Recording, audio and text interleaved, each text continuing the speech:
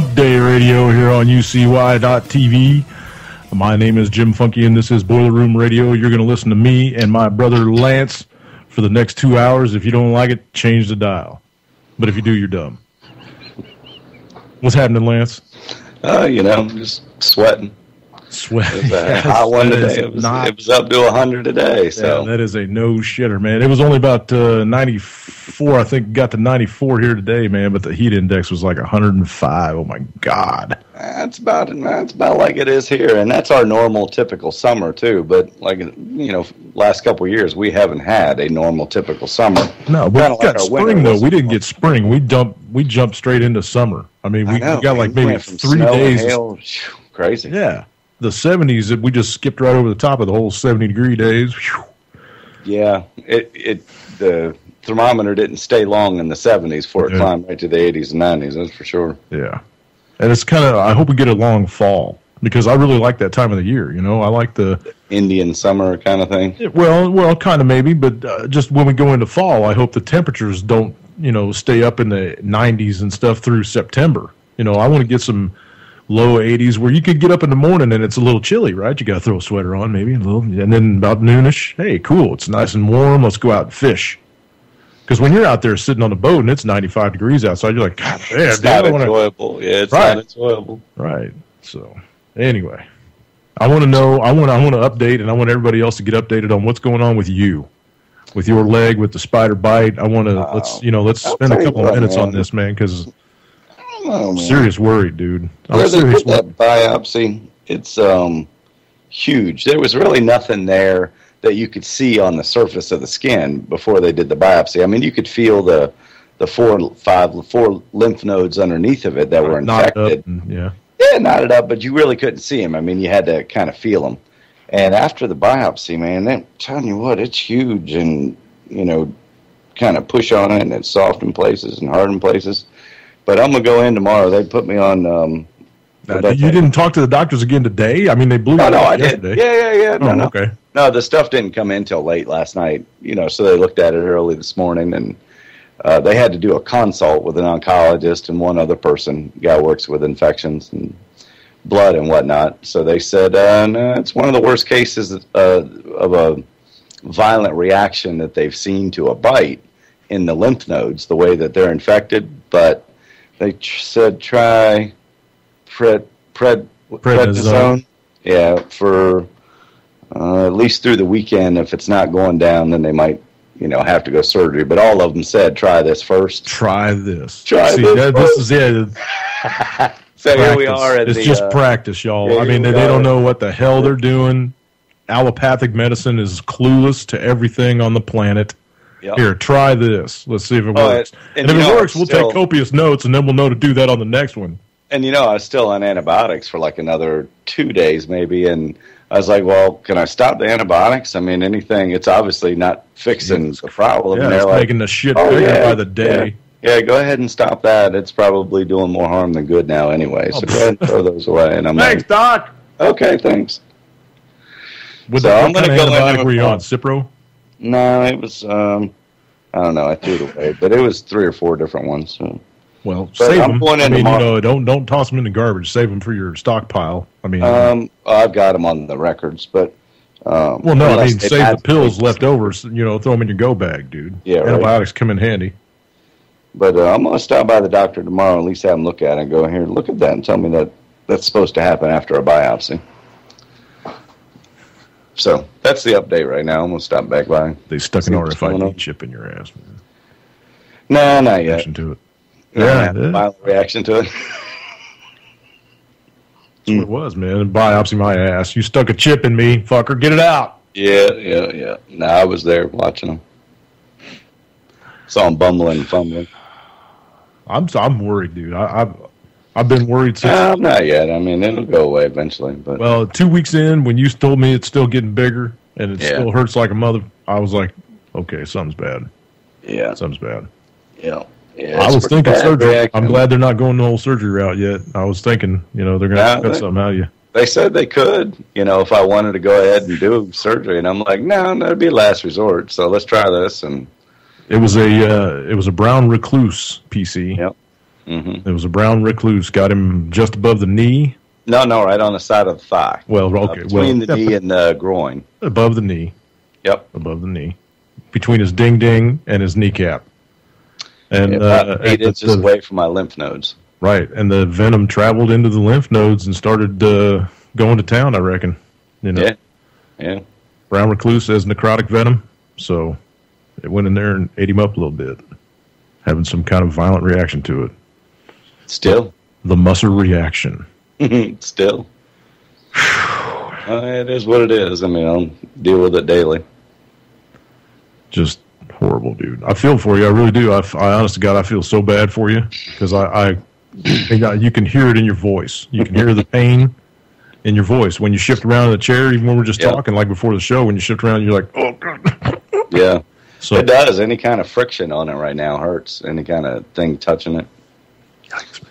And it's crazy too because I just found out today or yesterday that interview I went on. Mm-hmm. I'm going for my second one a week from today. Yeah. But it's a formality at this point. They've decided already to hire me. So. Yeah. So now I'll have that going on as their sales trainer. So now I'll have that going on and trying to navigate myself and maneuver myself with this thing. So. Well, yeah, but you are out of the corporate rat's nest. I will be. Hopefully by the first of the month I can start at this new place. So I'll let everybody know as it happens next week. Outstanding, brother. Yeah, so I can get out of it before, and that'd be kind of a perfect segue into Schmokum's Market Minute. Yes, it is. Let's go ahead and dive in. I was gonna segue off the pain, but so speaking of pain, pain. Markets. Schmokum's Market Minute. Thank you. Market was all up today. Even the bond market. It had a bad day yesterday. Rates went up about. They actually went up about 0.1%, a quarter in some places. Not just the pricing, but the actual rate, which was interesting, but it all kind of rebounded half of it today. And the reason... Hey, break channel. Go ahead. Prepper Chick said try some activated charcoal on it. On the swelling part of the skin? Your wound, yeah. Okay. I know that activated charcoal draws out venom, so if there's any venom left in there, maybe just okay. Sorry, back to... No, I'll try. But the reason everything rebounded and continued to artificially grow, Fed says the economy is rebounding as it trims bond purchases again. Did you listen to Yellen today? I didn't. And, she looks like she ought to be bringing out a tray of cookies and some milk. When she comes out, she's like so grandmotherly. And, they picked... But she was like, we're going to, basically all that she said through the whole thing was we're going to flip-flop to whatever the market needs. We're going to keep manipulating everything that has to be manipulated so that we can keep propping up the dollar. That's basically what she said. Lip service. Yeah. So, okay, I'm sorry, go ahead. And actually, you summed up about 3 paragraphs that I was going to read in a nice little rant. So, I mean, it was perfect. But, they aren't going to withdraw the stimulus. They're not talking about it at any time. So everybody's like, yeah. I ran across an interesting article that was actually emailed to me at my work email. You didn't forward it to me, you son of a bitch. No, I didn't because I wanted to read it. Okay. And it said, why is the U.S. government in the mortgage loan business? And I was like, why are they? It is truly astonishing to me. The harm done by the way of the federal... Talking about Fannie Mae, Freddie Mac? Exactly. Okay. By harm done by the way of the federal government was expanded well beyond its constitutional limits during the 1930s. It's a fascist company. New Deal era. Exactly. One dramatic example is the government's role in the housing mortgage loan marketplace. I recently read a commentary by Steve Stank, a free market tank, isn't that a funny name, with the Heartland Institute, and it said, don't replace Fannie and Freddie, end them. He began by pointing out that for every 100 mortgages being sold in the United States these days, 94% of them have government backing. Holy shnikes. Fannie is shorthand for the Federal National Mortgage Association, and Freddie is short for the Federal Home Loan Mortgage Corporation. Both are referred to as government-sponsored enterprises. And he points out that the housing market was nearly ruined several years ago, and the government's involvement is the big reason, because before the '08 so crisis... is Barney Frank yeah. coming out 2 years earlier going, "There's nothing wrong with Fannie Mae and Freddie Mac." And Chris Dodd. Both were bundling mortgages into mortgage-backed securities and selling them to investors, primarily banks, and then, undervalue or overvaluing them.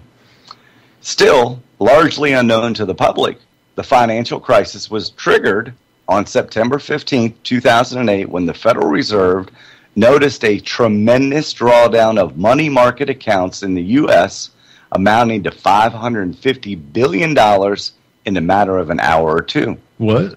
This was revealed in a 2008 congressional closed-door session and later reported by Paul Kajanorski, representative of Pennsylvania. Had the Federal Reserve not closed down the accounts by 2 p.m. that day, the entire economy would have collapsed, followed by the world economy a day later. To this day, the identity of those who initiated the withdrawal have not been revealed, but the banks that were heavily invested in Fannie and Freddie's bundled mortgage-backed securities were the most at risk. JP Morgan, those securities Goldman were Sachs, regarded... yeah, exactly. Morgan Lehman Stanley. Brothers. The securities were regarded as a safe investment precisely because both are, as noted, government-sponsored enterprises, implying they were backed by the government, i.e., the taxpayers. When the housing bubble burst in '08, the federal government put Fannie and Freddie into conservatorship and handed them $188 billion with a B to stay afloat. It's the exact same thing they did to GM and Chrysler. Mm-hmm. The actions of both entities had artificially lowered mortgage interest rates in order to increase home buying and required lenders, banks, to loan money to riskier borrowers. As was noted in July 26, 2010 Wall Street Journal editorial opinion, the official version of the housing boom and bust and subsequent panic and recession tells us that greedy bankers took unacceptable risks, assumed too much leverage, made irresponsible loans, and left the government to clean up the mess. Greedy what's? Greedy. The cause of the crisis in this version including banker bonuses, deregulation ideology, and predatory lending. Most of this is nonsense. There's simply no room in the story for two giant government-sponsored enterprises that distorted the housing and credit markets. And those would be Fannie and Freddie. So I thought that was a very interesting one that, the people are actually calling for the end of Fannie and Freddie right now. You may have read or heard that Fannie Mae and Freddie Mac are returning to solvency, able to turn a profit in the first quarter of 2014, and this is true. Those profits are going straight into the U.S. Treasury to resolve their debt when they were bailed out, just like GM. When they pay it back, as they should be ended, not replaced, because as long as they exist, another housing boom and a bust and another financial collapse will repeat what was occurred in 2008. I totally concur with everything in that article. Yeah. Now, I don't know how they returned to solvency when they were government-backed to begin with, but whatever.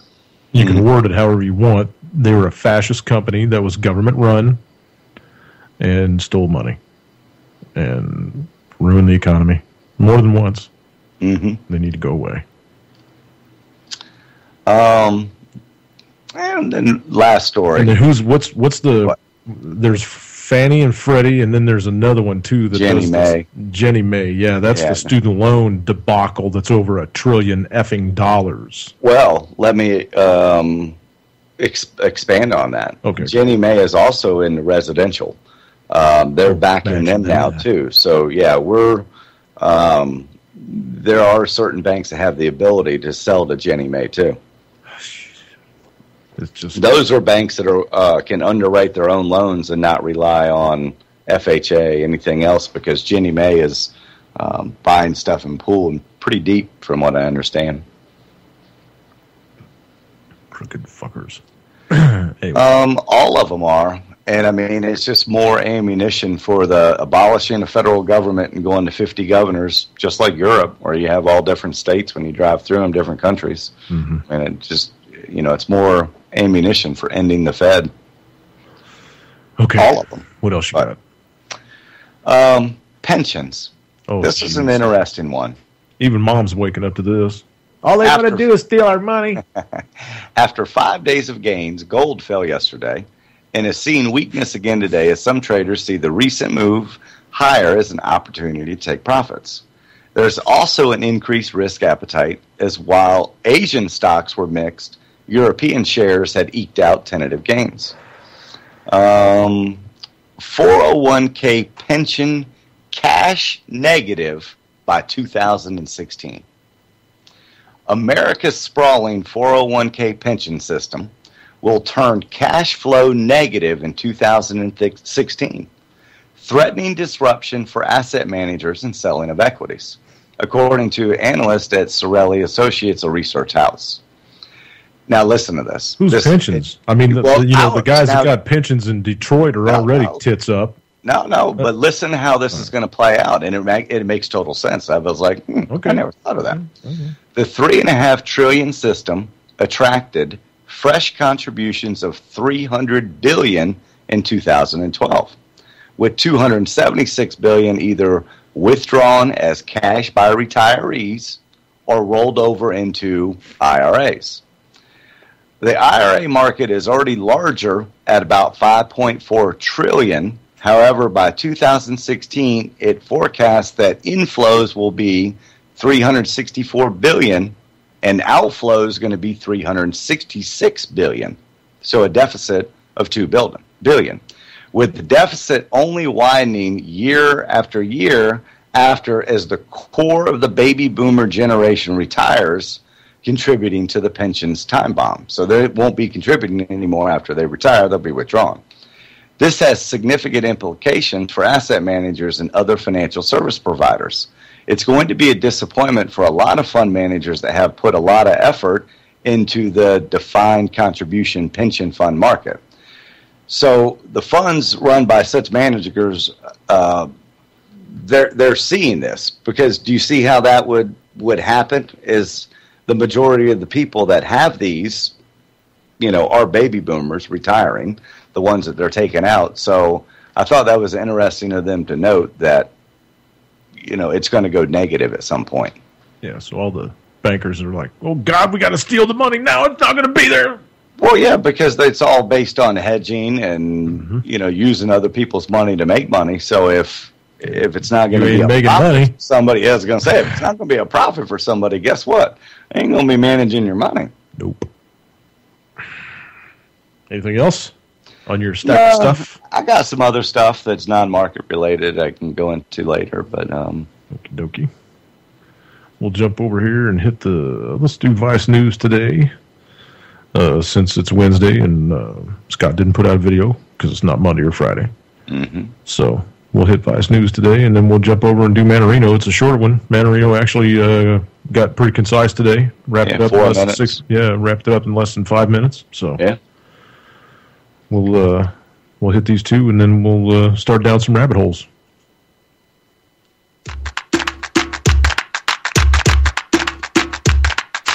It's Wednesday, June 18th, and here's some of the news beyond the headlines. Independent election monitors have reported thousands of cases of ballot stuffing and voter intimidation during Afghanistan's runoff on Saturday. The head of the Free and Fair Election Foundation of Afghanistan announced that both government officials and warlords had interfered with voting at 161 of the more than 6,000 polling stations. The vote counting continues to determine who will succeed President Hamid Karzai. Former foreign minister and first-round frontrunner Abdullah has already accused Karzai of, quote, engineering his defeat to former finance minister Ashraf Ghani. Official results are due on July 2nd. U.S. President Barack Obama wants to create the world's largest marine sanctuary in the Pacific Ocean. Listen to this shit. Speaking via video conference on Tuesday, Obama announced a new initiative that would double the area of the Pacific Ocean that is off limits to fishing, energy exploration, and other activities. The U.S. president also promised a federal program to target black market fishing and seafood fraud. a tactic of mislabeling products to conceal their origin. The White House says the fishing industry loses about $23 billion a year to the black market. I'm going to stop that for just a second. So why are you cordoning off a larger area of the Pacific, Mr. President? Is it because of Fukushima radiation? And you don't want people fishing in this water because you don't want anybody finding out that there's no fucking fish left in the water? It's pretty accurate. People, the people that are glossing over what's happening in Fukushima and what it's doing to the Pacific Ocean and the rest of this planet should be shot. This is an extinction-level event that is continuing to happen day after day after day for years now. And no one is doing a damn thing. Well, they're not worried until their TV tells them to worry. So it's not true until you hear it on TV or read in the newspaper. There's just so many 100 million people that live just like that with that mentality. Yeah. We'll go ahead and continue on that here in just a few. We'll get through these videos. A Lebanese health center in Beirut is working to provide sexual health services in a country where there's virtually no sex education. The Marsa Sexual Health Center opened after a study revealed doctors in Lebanon often deny medical care to sexually active single women and members of the LGBT community. The facility offers STD and HIV testing as well as counseling services, and it doesn't require patients to give their names or show ID. And online, the site Yalla Condoms discreetly delivers contraceptive products and offers a live chat for customers who have questions or concerns. The owners of the website say they hope to work with NGOs and universities to promote wider-reaching sexual health campaigns. A South African entrepreneur has an inventive idea to help one poor community earn money and eat healthy. Alan Fleming is teaching people in the Western Cape township of Khayelitsha to build fish farms out of large shipping containers. Traders can earn a few $100s a month and produce up to 4 tons of tilapia a year. The farms also give residents an alternative to less healthy red meat without the miles-long trip to the ocean to catch fish. Fleming hopes to start commercial production of similar fish farms around the country. Check out the Vice News YouTube channel for more original reporting and documentaries from around the world. There's a black flag up right there. Can you ask? They don't seem too worried. نعم بسم يعني يوكس أواني وقتون ضلي أوان لهم لا يدخل نايم يدخل سياسة هو موكو. Yeah, they've got people on the ground over in Iraq watching this whole ISIS takeover happen. So if you guys aren't watching Vice News on YouTube, you might want to go over there and hit a couple of their videos. They are very, very up to speed on just about everything going on the planet. Mm-hmm. Okay. Let's pop over here. Oh, I did have one Get Mr. one last Mandarino. thing Yeah, go for it. before you add him. Sure. BlackRock, the world's biggest money manager, and Pacific Investment Management Company are among investors that are suing Citigroup, Chase, and what's the other one? Bank of America, HSBC, and Deutsche Bank, because they've all admitted fault to the federal government by paying them fines. So now all these other people are like, well, wait a minute. If you rolled over and paid them, let's try to get some of our money back. Yeah. So, the banks are even waking up to suing the bigger banks now. So I think there's somebody's got RBS in their sites too. Royal Bank of Scotland. They've been. Yeah. Oh, yeah. I mean, I know they're big in on the LIBOR scandal, and I know I think they're under investigation for rigging the metals market and some other stuff, and there's probably 5 or 6 lawsuits going against. I mean, I listen to Max Kaiser 3 times a week, when he does his show, and he keeps me up to speed on all that good stuff. Yep. So, yep. Some of the smaller banks they're trying to stay independent too. I hope my bank does, because if they don't, I'm going to be very, very disappointed in them. When this whole bail-in crap comes around. Yeah. Getting shaky out there. It's starting to get really shaky. We were talking about that earlier. Something's going to happen by the end of this month. I can feel it. Yeah, whether it be Iraq or something's going down this month. I mean, it's just We get about 12 days left. 15 days left. Yikes! Here's Greg. Hi, everybody. It's me, Gregory Manarino, Hawaii today. It is Wednesday, June 18th, 2014. All right, everybody. So today was the big day. He breaks it off in We got to hear yet again from the Federal Reserve regarding their monetary policy. Now, for those of us who were paying any attention to what was coming out of her mouths, did anyone even try to count how many times she said that the Fed will remain highly accommodative, highly accommodative, highly accommodative, highly accommodative? That's all she said. It came out of her mouth, I don't know how many times. I was almost laughing as I was actually watching this.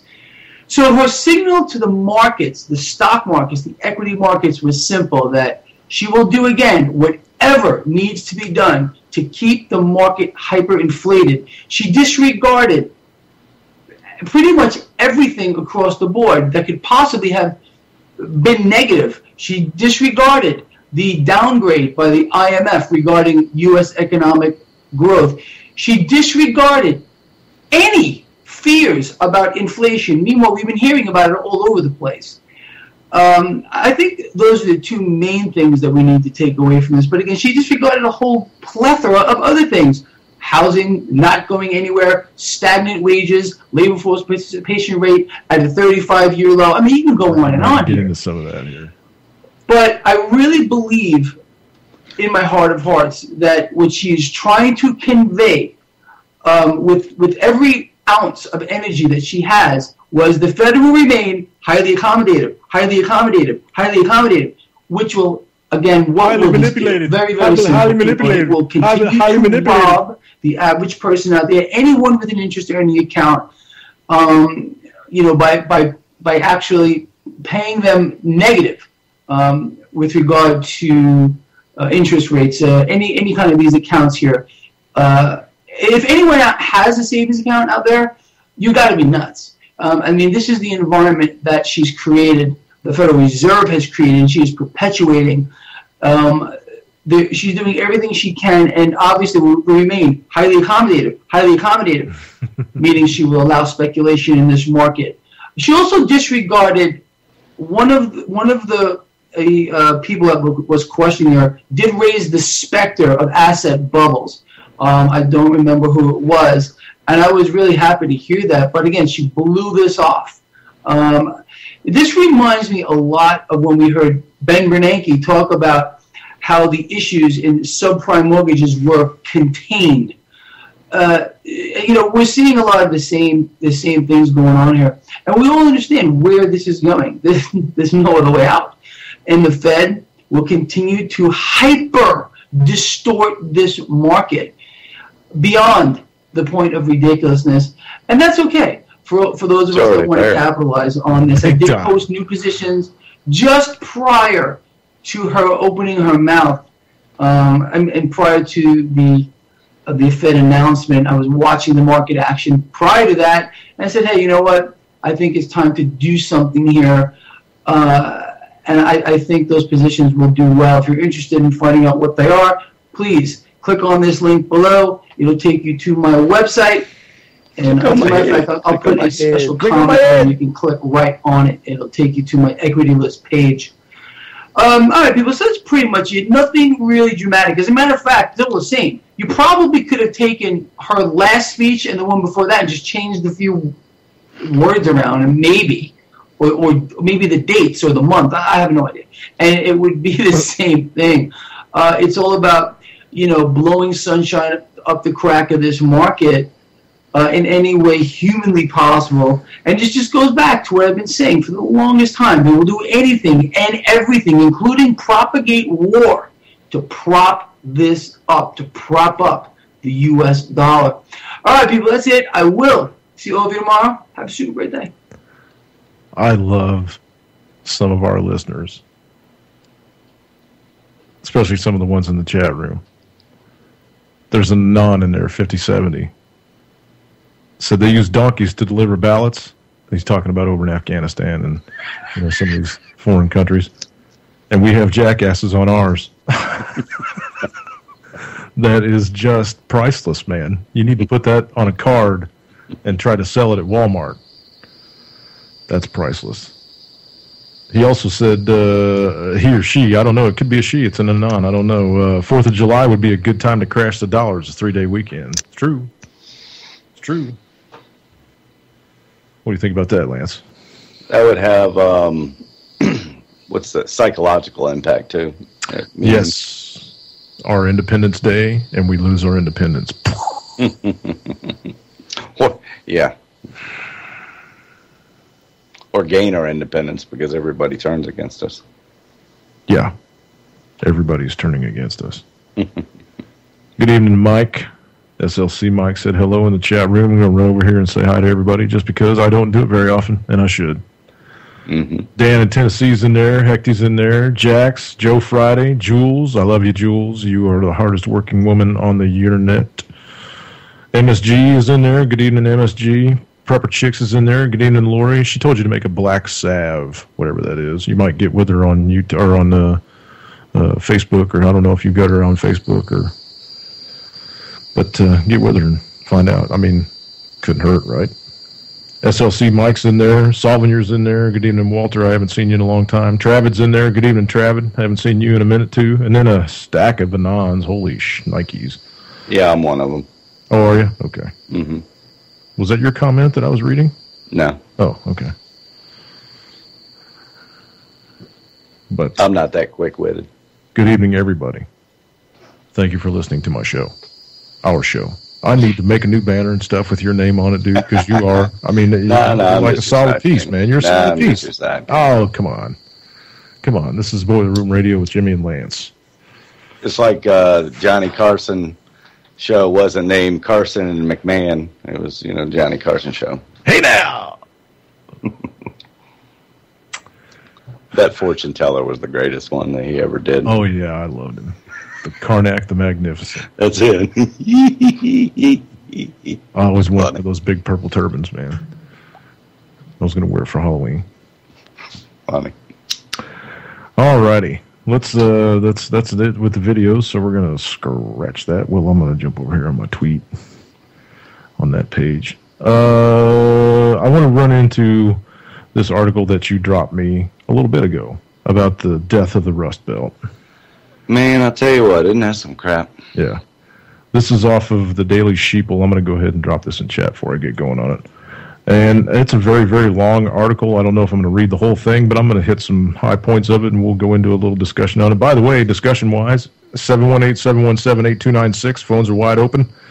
It is Wednesday, 2-hour edition of Boiler Room Radio, and the phones are open. For anybody that wants to add into the chat, we're going to rabbit hole for the rest of the time. So 718-717-8296, ucy.tv on the Skype. Okay, let me drop this in chat. Now, we have some listeners and some show hosts, co-hosts that live in the Rust Belt. So this is going to strike home with quite a few people in our listening audience. Like I said, this is from the Daily Sheeple, and this is called The Death of the Rust Belt. It's written by Mike Snyder. Their names are familiar to all of us. Cleveland, Flint, Youngstown, Saginaw, Gary, Toledo, Reading, Akron, Flint, and Buffalo were all once booming manufacturing cities that were absolutely packed with thriving middle-class families. But now most of the manufacturing jobs are gone, and all of those cities are just shadows of their former selves. When you drive through many of these communities, you'll notice that a lot of the people have really hollow look in their eyes. Decades of slow, steady economic decline have taken a toll. Even the architecture in these cities looks depressed.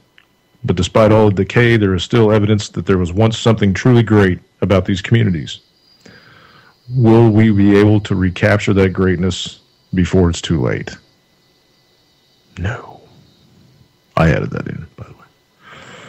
A lot of writers make economics really complicated, but the truth is, it doesn't have to be. For example, if you want your country to have a great economy, it's got to produce wealth. And one of the primary ways to produce wealth is to make stuff. Immediately after World War II, the United States had the greatest manufacturing base in the world had ever seen. We outproduced the rest of the planet combined. Great manufacturing cities sprouted up all over America, and the middle class thrived. It was truly a great time to be an American. But then we decided to start shipping in cheaper products from overseas. At first, it didn't create too much of a problem, our massive economy.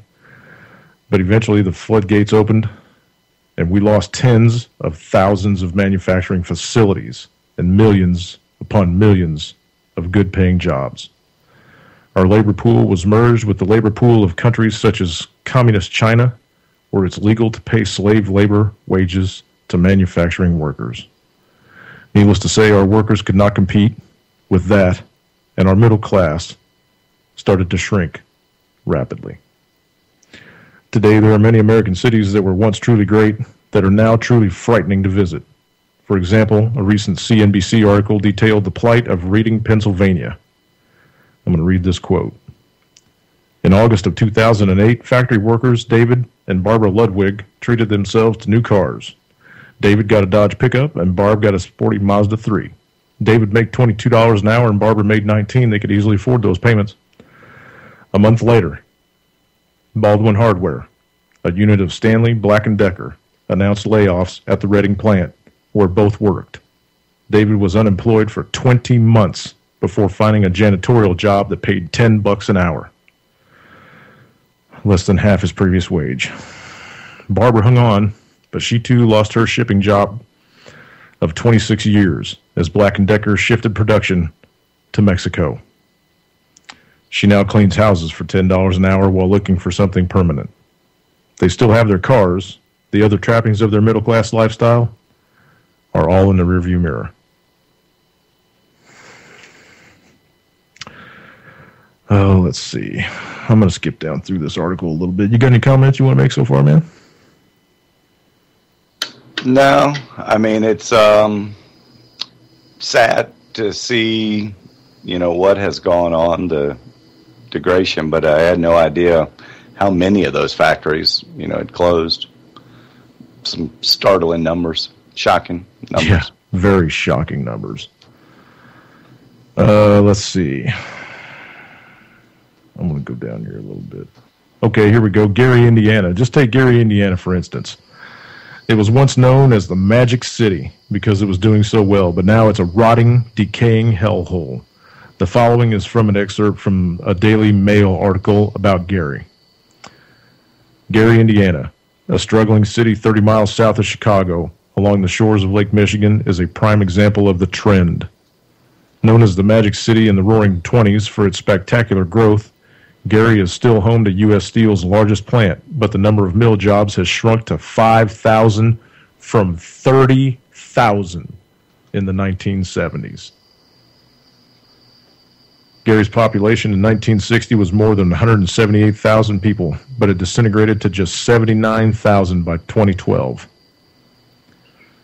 Some one-third of its residents live in poverty, and the home and business vacancy rate is about 35%. Gary recorded 43 murders in 2012, 3 times as many per capita as nearby Chicago. Now, if you're putting Chicago in the rearview mirror as far as murder rate goes, that's bad, because Chicago is one of the worst cities for murder rates in the country. Yep.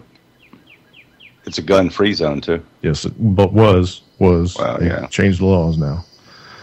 At one time, Gary was the envy of the rest of the globe, but now very few people would even want to willingly live there. Let's see. I'm going to go down here. And a lot of this stuff is in the quote-unquote heartland Midwest of America because it was so cheap, to, had the railway. You could always... Crossroads of America, man. Yeah, Illinois, Indiana, Ohio. Exactly. There used to be that was the manufacturing and as far as production of food. I mean, holy crap, man! All the rail lines went through every little podunk town. They all had elevators. Everybody had businesses and jobs and stuff until these big ass corporations started coming in. Well, buying everything up. Yeah. Buying up all the ground. Sharecropping it, I'll add into that later. Yeah. Okay.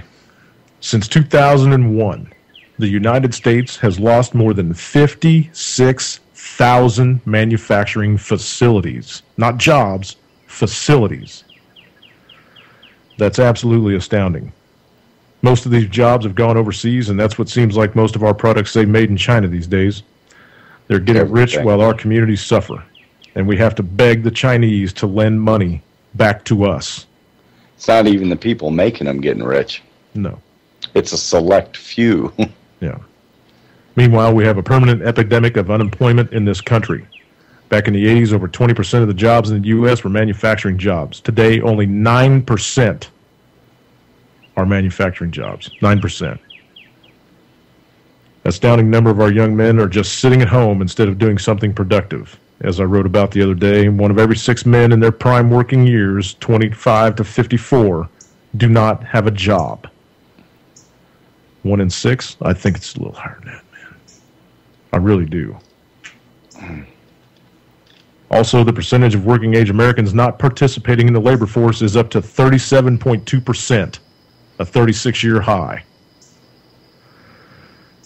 Not only that, but the quality of the jobs has also steadily declined as we have lost good-paying manufacturing jobs to overseas workers. And bet your ass they don't get paid what we would have got paid here. Right now, half the country makes $27,520 a year or less. Let me read that again. Right now, half of the country makes $27,500 or less a year. And you've got to remember, folks, there's 98 million of us that ain't got a job.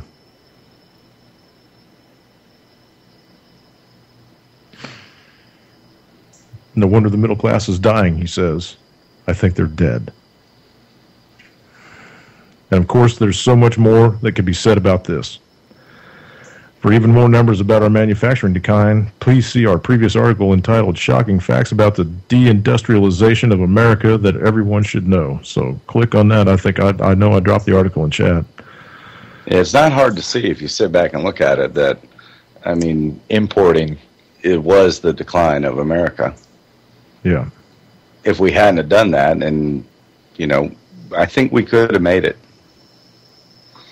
But you got all the defense. I mean, they have enough money to buy bombs and everything else. We've got to start making stuff in this country again. We've got to stop buying everything we need. We've got to start making things that we need.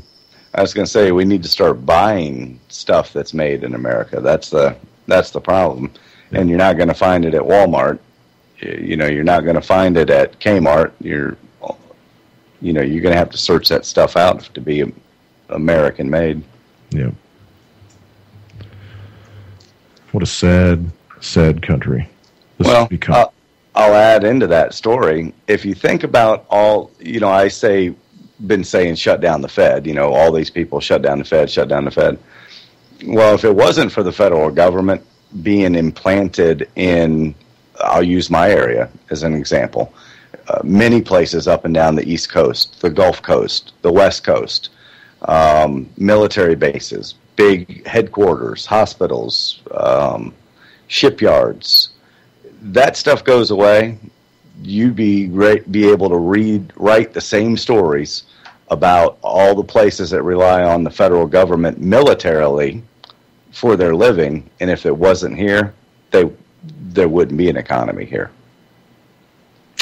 True.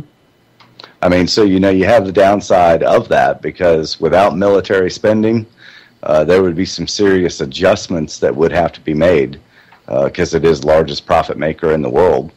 But the government doesn't have anything. They don't steal from somebody else, man. So, I mean, if they're paying people, they're stealing the money from us. In the form of taxes, they're taking some of it back, yeah. Theft. I mean, I know. Legalized theft, though. Can the private industry do what they do? I mean, they don't have to pay $800 for a freaking hammer. You know what I mean? Mm. Just to try to boost the economy, because the hammers that they're buying are made in China now, right? They're not worth $800 anymore. Mm. Well, I mean, you have to think about that too. How all of us are against military and bombing and everything else, I can think of hundreds of communities that wouldn't exist without the federal government, the military, being in their area. Sadly, it's that double-edged sword. I still think we can do it. It takes some adjusting, but, we need to adjust, man. Life's all about changing, some serious adjustment, yeah. Okay, let's do some rabbit holing now.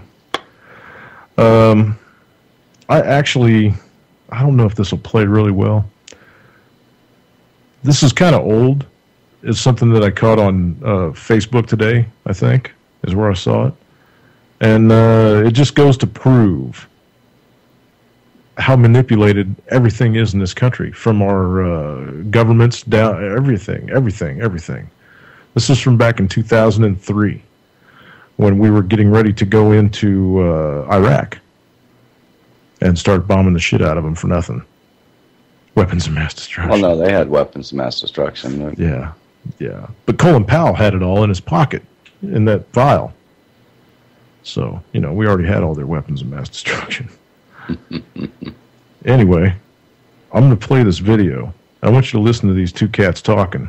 These are two different prime ministers. One's from Australia and one's from Britain.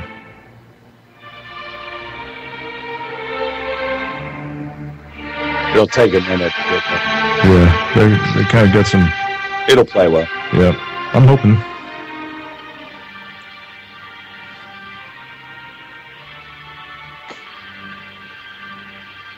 Two different guys.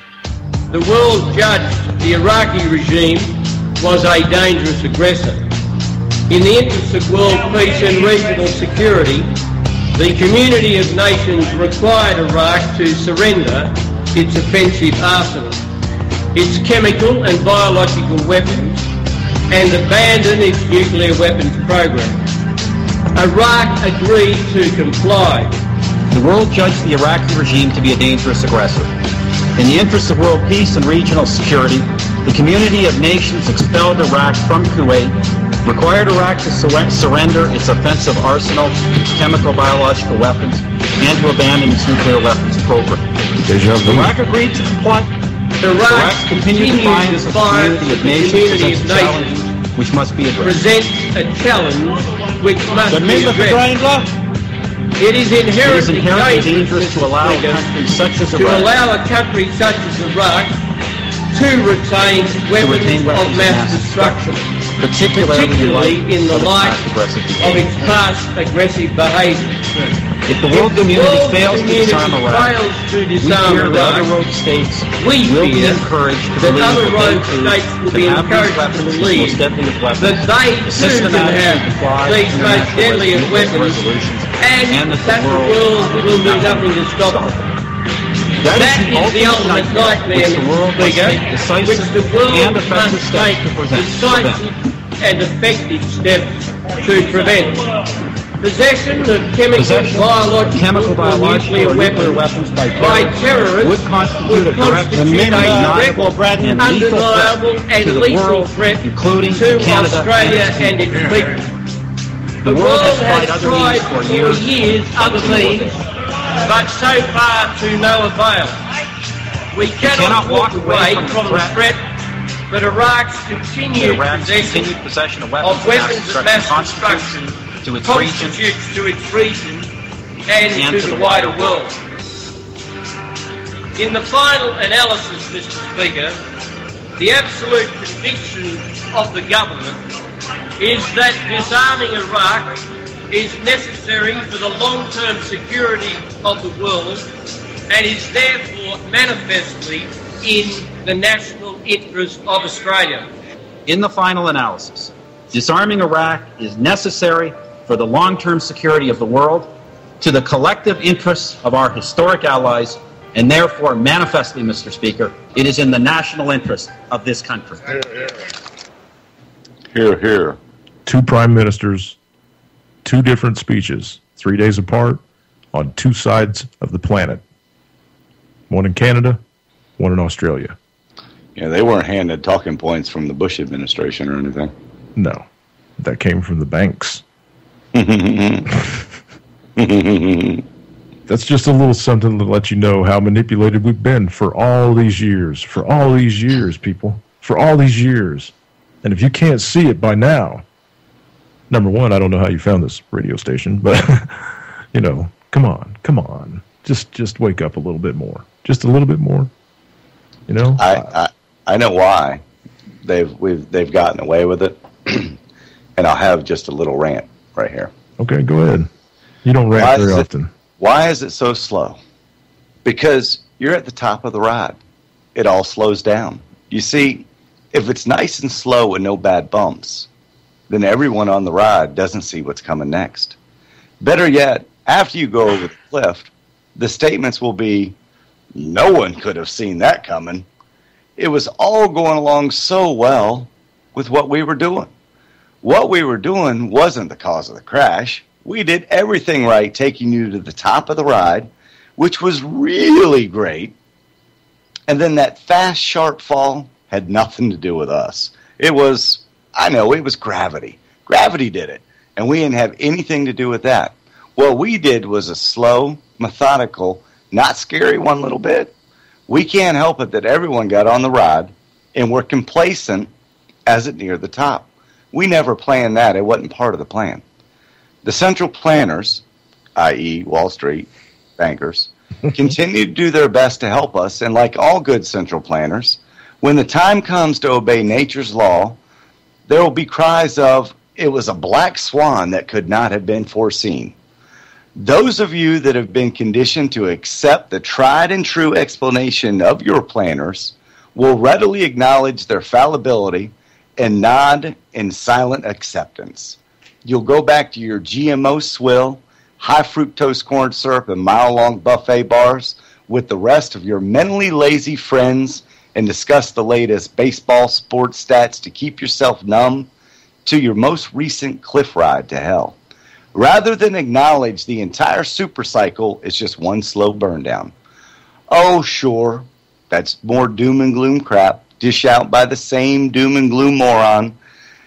Sure, that's right. So just ignore the hundreds of trillions in debt, ignore the dozens of war, the 140 million Americans on the public dole, ignore the destroyed workforce, stick your head in the sand like you did your whole life. You accepted the Patriot Act and NDAA, and that we invaded Iraq for weapons of mass destruction, and they attacked us on 9/11. It's all just a mathematically random occurrence because this couldn't be orchestrated by someone above your slave grade. That's because you... because you deal with reality and these events are just random. It's all random, so don't look up from your computer. What? I'm sorry, I was looking at my computer. What? That was my rant for the night. Right on, brother. High five. But that's the type of people that have gotten us, that have let us get to where we are, because there's more people that outnumber us, 25-1, that fit that category than that are listening to this radio station. All the honey boo boos out there. Mm-hmm. We're worse. Or worse, yeah. You know, more people can name the people on Jersey Shore than they could name 5 people in Congress or, you know, the White House. Mm-hmm. Well, pretty soon they're going to have a little bit less to watch on their computers because YouTube's dropping all their videos. What do you mean? I saw that earlier, but music videos, not all their videos. Otherwise, it wouldn't be YouTube, right? I should clarify. How about this? Thousands of music videos are expected to soon disappear off YouTube because the independent record labels behind those artists are not involved in the new deals being cut by the Google-owned streaming site. Google. So are you saying this is about money? Oh, I'm sure. I don't believe that. And that's why YouTube's been effed for the last couple of weeks, right? I mean, it's been loading super slow for me over here. I don't know about y'all. Yes. Mm-hmm. But anyway, YouTube will announce in a matter of days that videos on the site featuring recording artists from some independent labels will be blocked, the FT reports. The ban is aimed at forcing Refusenic, whatever, labels into signing licensing agreements with the new service coming soon from Google. When the forthcoming service, YouTube Music Pass, is finally launched later this summer, subscribers are expected to be able to not just stream videos from one of the world's most popular sites, but back up that content to enjoy later, even when the internet connection isn't available. Mm-hmm. This feature is currently offered by competing pay-to-list music services such as Spotify and Rhapsody, but not YouTube. To get as much, however, customers will have to fork over a small fee, and so far, independent labels have refused to agree to the licensing agreement involved. It's all about the money, just like Lance said. I don't buy that. Robert Kinsel. Moral issues, I'm sure. Yeah. Robert Kinsel, YouTube's head of content and business operations, told the FT that 3 major record label conglomerates, Universal, Sony, and Warner, have all signed up so far. Around 10% of the industry is absent from the deal, though, including some top-selling artists who are signed to smaller labels. XL Recordings, which boasts a roster of groups such as Sigur Rós and Radiohead, has not signed up, meaning those acts will likely have their videos taken off the site. FT reported also not signed up to YouTube is Domino Records, which hosts Arctic Monkeys, among others. I have not heard of any of these except Radiohead. While we wish that we had 100% success rate, we understand that it's not likely an achievable goal, and therefore it is our responsibility to our users and to the industry to launch the enhanced music experience. This is all about money. It's all about getting some more money from you. The internet's no longer going to be free, right? It's not the World Wide Web. It's the World Wide Pay-for-Web. You know, I already pay to get my internet turned on in my house. Why do I got to pay for every goddamn thing that comes over my computer now, too? Independent artists, however, have a problem with what Google has in mind. YouTube are shooting themselves in the foot with their attempt to strong-arm independent labels into signing up to such low rates. Singer-songwriter Billy Bragg said earlier this month they're in danger of launching a streaming service that lacks the innovative and cutting-edge sounds that independent artists bring. Digital aggregation creates power, and now these companies, after years of talking about a big open internet future, are finally starting to show when it comes to being tough in negotiations. I don't know what that meant. That didn't make any sense at all. Forrester's research analysis came, James Quivey told NPR recently, they're willing to use their access point as a source of power. But according to Google, their forthcoming service is only intended to help bands. Our goal is to continue making YouTube an amazing music experience, both as a global platform for fans and artists to connect, and as a revenue source for the music industry. A Google spokesman said in a statement this week, we are excited that hundreds of major and independent labels have already partnered with us. Currently, YouTube attracts more than 1 billion viewers each month from around the globe. Videos will begin to be blocked in a matter of days. Mm-hmm. So if you have somebody that you really, really like that's an independent label, you're not going to be able to get them on YouTube no more. Not for free. Well, no, not at all. If the independent label doesn't sign up with this service, they're not going to put their YouTube videos out. Right, so you're going to have to go to the Spotify or whatever the other one is. Rhapsody. And whatever, yeah. Pay for it. Right. So but you got to pay for YouTube, too. Well, soon you will. Soon you will. In a matter of days. So that's what they've been doing, folks. That's why YouTube runs like molasses right now. It's because they're out there scrubbing all these videos. Mm. Interesting. Very.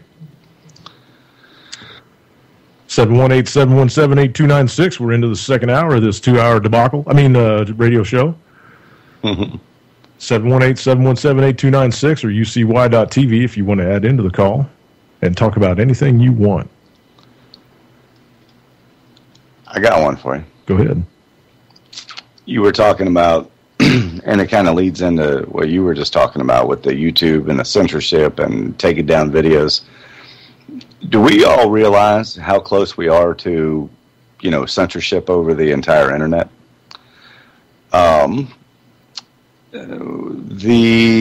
Let's see here. There have already been many power grabs to even complicate, taking over the internet. Mm-hmm. Like, say, commandeer and control the World Wide Web, behold Title II reclassification. And we already know that the Obama administration has already overstepped constitutional authority many, many times. And he has his pen and a phone, and he can do whatever he wants. Can do whatever he wants. Right. So he doesn't even have to have a pen. He's got a robo-pen. Mm-hmm. There's people on the left that want Obama's FCC to unilaterally change, for the worse, how the government regulates the internet, which would be an egregious, did I say that right? Egregious violation of existing law, the 1996 Telecommunications Act. This law classified the internet as Title I, a very light-touch regulatory regime. As happens when the government largely leaves something alone, the internet has become free speech. Arguably, no endeavor in human history has grown so big, so well, and so fast. And if there's ever an example of, if it ain't broke, don't fix it, this is it. Yet the perpetually broken government is listening to these left people and considering the move to Title II. Title II is the uber regulatory superstructure with which we have strangled landline phones. And which do you find more impressive, your desktop dialer or your iPhone? Title II regulations date back to the 30s. Yeah, no kidding.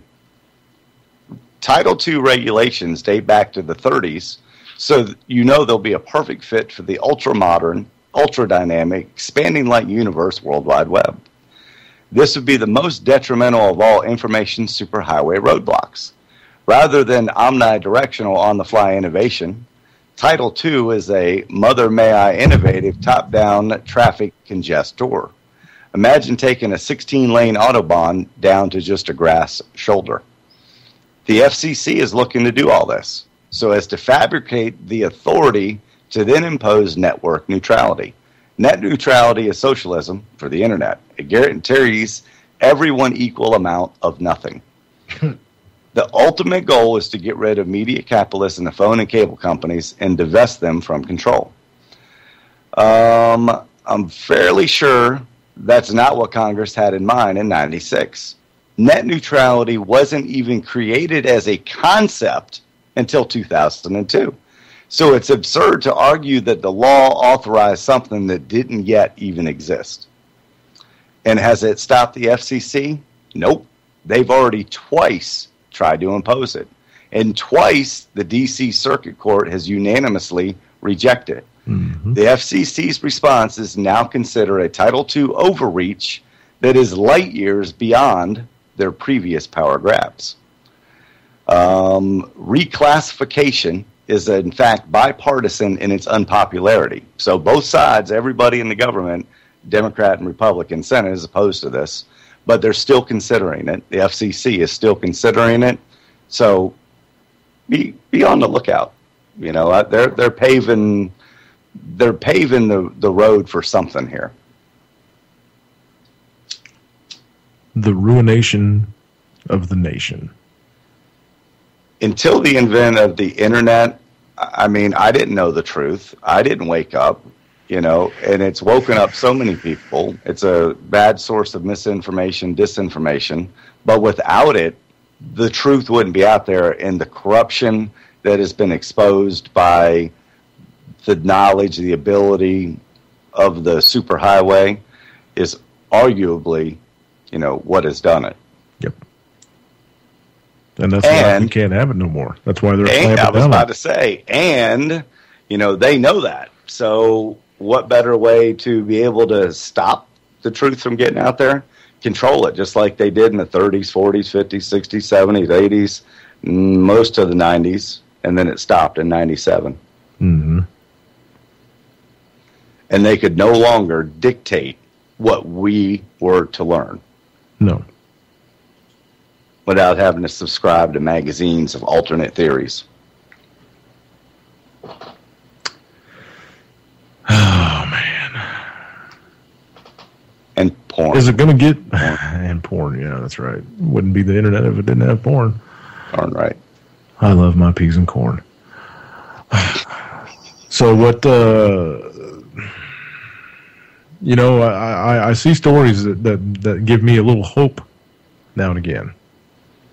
That things are going to get, I know they're going to get really bad, but that more people are fed up with the bullshit, Like you said earlier, banks are starting to sue banks because they're tired of the bullshit. Some government officials are getting thrown out on their ass because people are tired of the bullshit.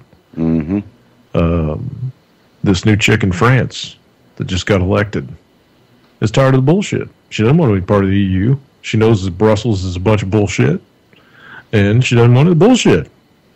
And she knows the people are tired of the bullshit, too, because they're the ones that elected her. And they're starting to speak out, and I don't know if she's going to catch a bullet. Hope not. I hope they don't get to that point where they just start assassinating people willy-nilly because they don't agree with what they're saying, the big bankers and shit. But we'll see. These cats down in Brazil are just not having, they're going at the cops now just like with tables and chairs. And well, there was a bomb down there, wasn't there? Yeah, buoy. Yeah. Big old landslide, too. Mother Nature's dumping on them like mad. I think the planet's tired of bullshit, too. Ooh, you ought to read that Alaska story. That's pretty cool. What? About where the tremors were, where they never have had the earthquakes. Oh, yeah. Up there. Yeah, I'll see how But you were saying, you run across stories every once in a while. I'll give this feel good out there because, all right. We've talked about police brutality. We talk about police brutality a lot on this show and other shows. And I always say, I don't see it around here. I think we've got a lot of good cops. And I just had one to confirm a little bit on that. Picture is, this Hispanic lady on the left and this, I don't know, she's got to be 50, 55-year-old white lady cop, somebody's grandmother. But she's a cop down in Miami. The woman on the left is a mother from Miami who was so desperate to feed her hungry family that she was trying to steal a lot of food from a supermarket. The other woman on the right, and then they show this picture, is Miami-Dade County Police Officer Vicki Thomas. Officer Thomas was about to arrest Jessica Robles, but changed her mind at the last minute. Instead of arresting her, she bought Robles $100 worth of groceries. I made the decision to buy her some groceries because arresting her wasn't going to solve the problem with her children being hungry. And there's no denying that they were hungry. Her 12-year-old daughter started crying when she told local TV station about how dire their situation was. It's not fun to see my brother in the dirt, hungry, asking for food, and we have to tell them there is none. Officer Thomas said she has no question that what she did was right. To see them go through the bags when we brought them in, it was like Christmas. That $100 to me was worth it. But she did have one request. The only thing I asked of her is when she gets on her feet that she help someone else out, and she said she would. And guess what? Story gets even better. After word got out about what happened, people donated another $700 for her to spend at the grocery store. And then, best of all, a local business owner invited her in for an interview and ended up hiring her on the spot as a CSR, customer service rep. There's no words how grateful I am that you took your time out and helped somebody, especially somebody like me. And I think it all started with one veteran police officer trusting her instinct instead of going by the book. So there's your feel-good story for me. All right. I got one, too. I'm going to murder this guy's name, but I'm going to try it anyway. Recycling tycoon from China, Chen Guangbiao. Oh, yeah, that's perfect. Okay. Chen Guangbiao placed ads in the U.S. media inviting 1,000 poor Americans for a dinner worth $1 million in New York on June 25th. That's this coming weekend, folks. The philanthropist also said that he will give out $300 each to every guest after the meal. The billionaire placed a full-page advertisement in Monday's New York Times and a half-page ad in the Wall Street Journal on Wednesday, and the South China Post reported all this. The ad, in Chinese and English, designed by Chen himself, said that the event will be held on June 25th at the Loeb Boathouse in Central Park, New York. The eccentric tycoon said that he wanted to send a message to Americans that the Chinese are not all crazy spenders on luxury goods, as cited by the South China Post. At the same time, there are many wealthy Chinese billionaires, but most of them gain their wealth from market speculation and colluding with government officials while destroying the environment, Chen said. I can't bear the sight of it, because all they do is splurge on luxury, gambling, and prostitution. Very few of them sincerely live up to their social responsibility. Wow, we need to clone this guy. Got some pictures and stuff here. The entrepreneur elaborated that he wanted to stimulate the rich to do good. I believe people's perceptions will change. Many of my friends in the U.S. respond very positively after the ad was published, Chen said. The man, whose fortune was estimated by Forbes to be over $400 million, added that the campaign will help improve U.S.-China ties. U.S. philanthropists donated to China's disasters. Why can't we help the poor in the U.S.? It will also improve Sino-U.S. ties. Chen also told Chinese media that he will sing "We Are the World" in English at the event. This is not the first time the philanthropist is to exercise his vocal skills. In January, he performed the song "My Chinese Dream," composed by himself, at a press conference in New York, where he announced his intentions to buy a $1 billion stake in the New York Times company. Wait a minute. Didn't they say he was only worth $400 million? Yeah, they said he was only worth $400 million. How's he going to buy $1 billion worth of New York Times? Credits.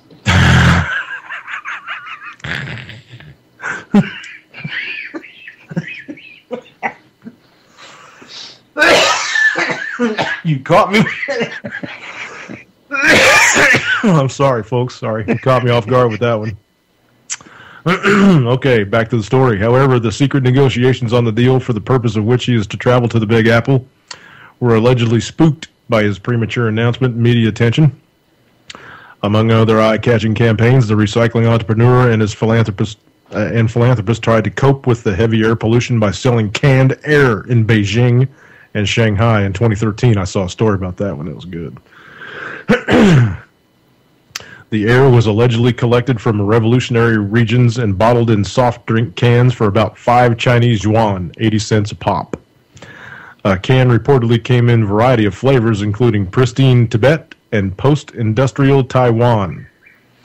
Chen said he wanted to make a point that China's air was turning so bad that the idea of bottled fresh air was no longer fanciful, he explained in the Sydney Morning Herald. However, in his home country, Chen is well known and respected for personally rescuing 13 people and donating millions in relief efforts in the aftermath of the 2008 Sichuan earthquake that killed over 69,000. Okay, so this cat, I mean, he's really out there. I mean, he's out there. He's going to pay for 1,000 poor people to have a nice dinner. It's going to cost $1 million to feed 1,000 people. That means you're all going to get, you know, quite a lot of food. And then he's going to give them all $300. 1,000 people. He's going to give them $300.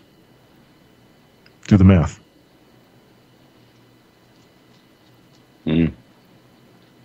What's the math? Tell me, Lance. What's the math? What's 1,000 times 300? 100,000. What's 1,000 times 300? 1,000 times 300? 100,000. What? You just add 2 zeros. Times 300. Oh, 300,000. I think you better add that. I need a calculator, man. I'm on pain pills. Among other things. It's $300,000. He's getting ready to give away $300,000. $1 million in food. That was one of my choices. $300,000. That was my second choice. Yeah, I know. That. You said 100,000 right. 3 times. I guess I should have added all your answers together. I still can't figure out how he's going to buy $1 billion into the paper when he's only worth 400 mil. That's kind of, I mean, you know, the whole credit thing. I mean, it's over time. I mean, a lot of times. I mean, so if he can get a company to put up the money and then investors, I got you. Yeah, I mean that's how all those businesses work. Mm-hmm. You know, nobody's going to deplete that much of their cash at one time. They always got holdings and, you know, bagmen, if you will. Bagmen. Different people. Did you see that the UK shaking in their boots over Russia flying their planes around the Baltic? They stopped them in international waters, didn't they? Yeah, Typhoon fighter jets from the UK's Royal Air Force were launched to intercept a number of Russian aircraft which were carrying out routine training missions as part of NATO's ongoing mission to police the Baltic airspace. So these cats know each other's what they're doing, you know, and they're going to go ahead and scramble their fighters and fly out there and burn all that fuel and flex their penises at each other and, you know, my bomb's bigger than your bomb. No, my bomb's bigger than your bomb. Defense spending is important. Yeah, how much money did that cost to scramble those fighter jets? Probably $100,000 or more. Fuel. And it's all just games, man. I mean, they all know where everybody's at, right? They can see them on radar 10,000 miles away. Got no reason. They knew they were still in international airspace. There was absolutely no reason for them to fly out there to begin with, you know? They regularly do it, according to their pilots. They interviewed these RAF guys after they got back, and they're like, it's just another day in the life of being an RAF pilot. Scramble, it's like Bering Strait. Fly out there, wave our wings at each other. Fly upside down, take Polaroid pictures. Yeah, there you go. Into the cockpit. There you go. So that we lack the intel to carry out any attacks in Iraq, so we're not allowed to bomb them yet. We got to get some more intelligence from the guys on the ground. But we do got about 300 Marines in there, right, protecting the embassy, and we evacuated everybody. Evacuated the embassies, yeah. Mm-hmm. And I can understand why they wouldn't have enough intel, because they don't have enough people in there, you know, so they've got certain groups, just like the guy that told on Saddam Hussein and said that he had all these weapons of mass destruction. That guy was Saddam Hussein's enemy. So he had an agenda. I think you've got the same thing here. You've got people telling the U.S. military, here, bomb these people, and, you know, that's their selfish agendas are coming out. They don't know what the hell they're doing. It's a quagmire, as, you know, Dick Cheney said it would be 7 years before the real Gulf War. Did you just quote Dick Cheney on my show? Mm-hmm. God damn you. He's a quagmire. Halliburton has no place on UCY. Shut your pie hole. KBR, all of them. Mm-hmm. I got one for a guy I'd like to nominate for Dickhead of the Year award. Are we going to start one? We going to start Dickhead of the Year award? Well, the first guy that won it was the guy that recently invented that sports bra for women that pushed them down and held them into place and made them so they wouldn't jiggle anymore. And right after his press conference, 10 people beat him up outside for doing that. So he was the first Dickhead of the Year award. Well, then it's got to be like a Dickhead of the Month or a Dickhead of the Quarter or something. Yeah, that's true. That's true. The Canadians invent a weed breathalyzer to catch drivers. Oh, boy. Smoking marijuana and driving will now make you just as visible to police as a drunk driver, thanks to former Canadian cop's idea, the weed breathalyzer. He believes only fear of punishment will get Canadians to readjust their attitude. Canada is known for its liberal attitudes towards the recreational use of marijuana. And that's something that Kyle Malhi, a former Royal Canadian Mounted Police officer who worked in the Drug Enforcement Division for 4 years, hopes to change. While the effects of weed and alcohol are indeed very different, its creator, Malai, and Vancouver radiologist, Dr. Adawari, try to see beyond that. The biggest wrecks that come through a hospital were those driving impaired at the time. Right. And as engineers were always trying to make the world a little bit better. Does this guy know how large of a dickhead he's going to be in about 5 years when this is legal all over the planet because of its health benefits? Well, it also will think about this implication, and I'll get to it in 1 second. All right, go ahead. Some Canadians are understandably outraged at the news, seeing as for years weed has been outclassed by alcohol in a number of ways in relating how it affects the health and personality of the user. Mm-hmm. Despite this, a 2011 study in the BC Medical Journal does suggest that the plant, like alcohol, impairs the psychomotor skills required for safe driving. Cannabis intoxication slows reaction time and impairs automated tasks such as tracking ability, with staying within a lane, and monitoring the speedometer. The work they're doing goes a long way towards making it easier for police to do their job, since there was virtually no way of knowing beyond a shadow of doubt whether a driver had been using it at the precise moment or yesterday. The force current relies on saliva, blood, and urine to ascertain whether a driver has been using, but these can't lead to a criminal prosecution because the plant stays in the blood system for several days, making it difficult for a legal case for drugged driving. Usually most driver will get, if they have been obviously smoking behind the wheel, is a 24-hour roadside suspension. So even if they get caught smoking weed, the most they can get is a 24-hour roadside suspension. They can't drive for 24 hours. But he said the device will come in handy off the road, especially in workplaces with mandatory drug tests. They could have you blow into one of these when you show up to work, or go out to drive your truck, or whatever. I mean, think of the implications of that. Not just for police, but for employers to have one. I'm glad I don't work for anybody. I really do. The sales probably wouldn't be real high in Denver and Washington, but no, I'm not guessing. No. Oh, let's see what else is going on around the planet. Former White House climate czar joins board of natural gas exporter. Heather Zitchell, deputy assistant president to President Obama for energy and climate change from 2011 to 2013, has joined the board of Cheniere Energy Incorporated, a large liquefied natural gas exporter. Cronyism.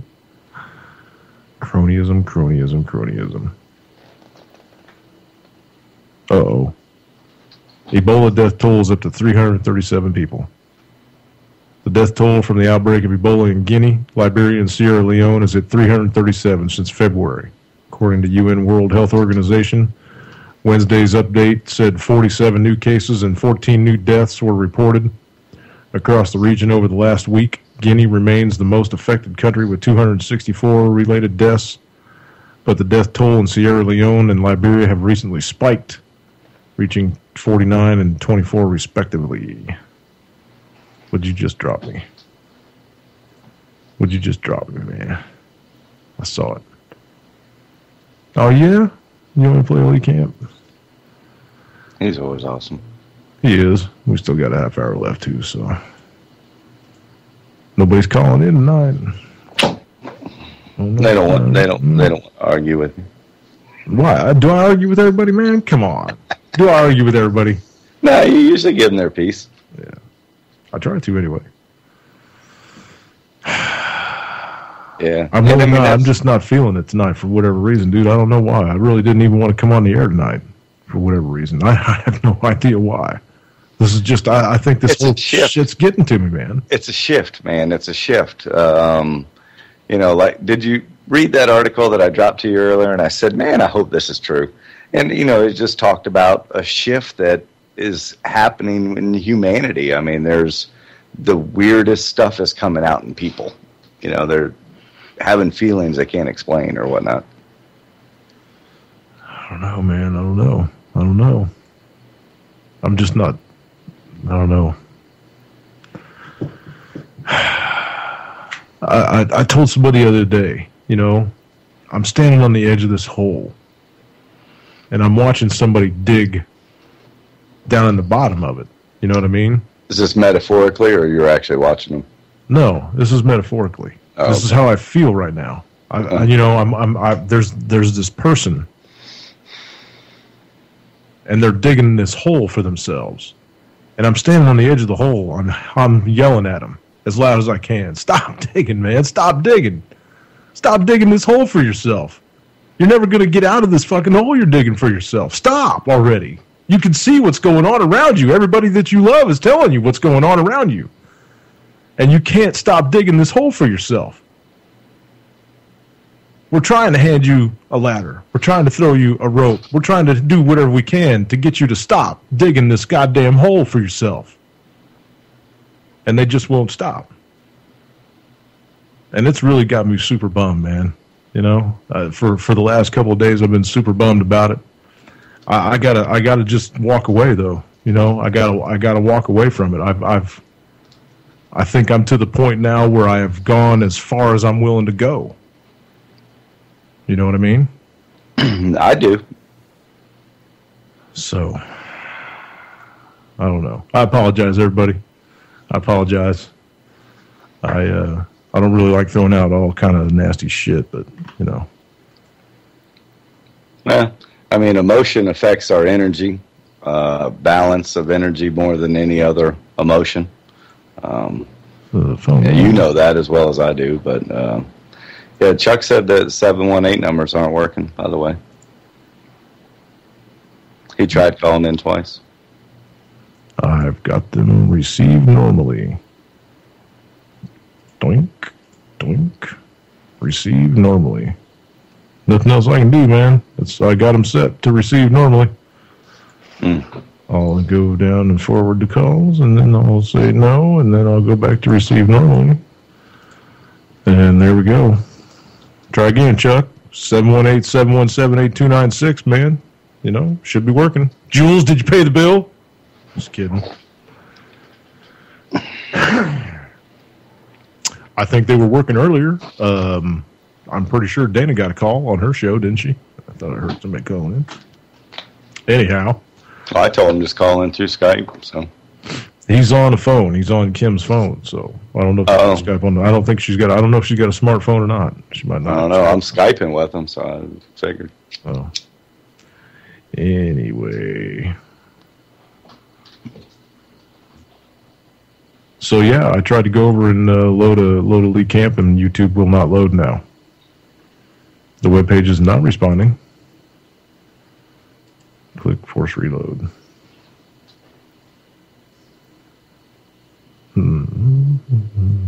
It's blank white. Is your YouTube loading over there? Oh, wow. So that's from them scrubbing everything, probably. Yeah, that's got to be there in there jacking around with the servers or whatever, trying to scrub all of the old videos, all the videos that won't pay. Mm-hmm. You won't give us $1?